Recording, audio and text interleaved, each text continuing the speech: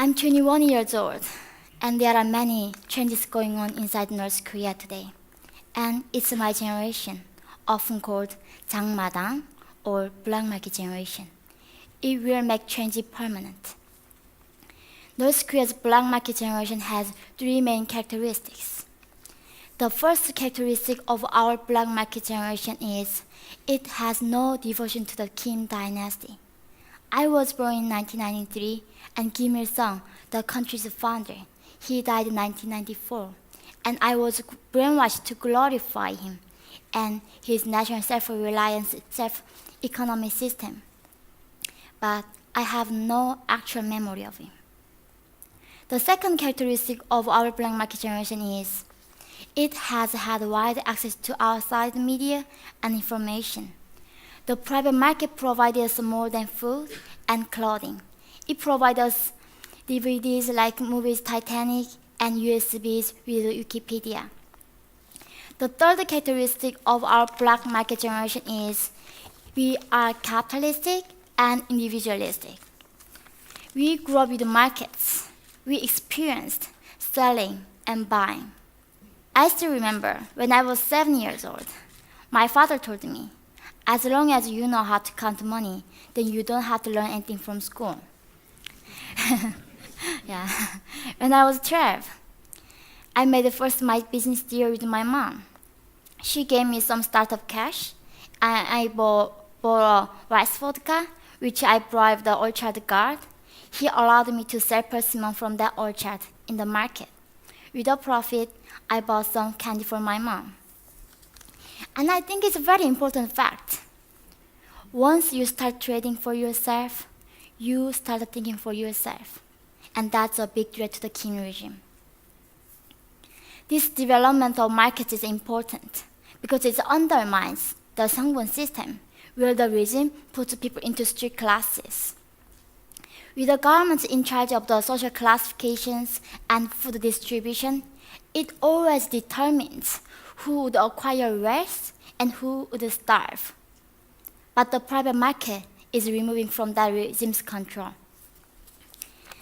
I escaped North Korea in 2007, and I lived as an illegal immigrant in China more than a year. After my father passed away in China, my mother and I decided to escape to Mongolia.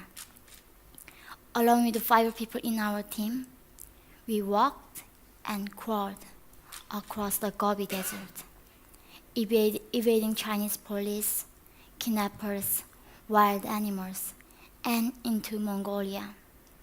We followed the compass. When that stopped working, we followed the stars to freedom. It seemed that only the stars were with us. Armed with knives, we were ready to kill ourselves if we were going to be sent back to North Korea. We begged Mongolian soldiers who caught us not to send us back to North Korea. We wanted to live as humans. In 2009, I made it to South Korea.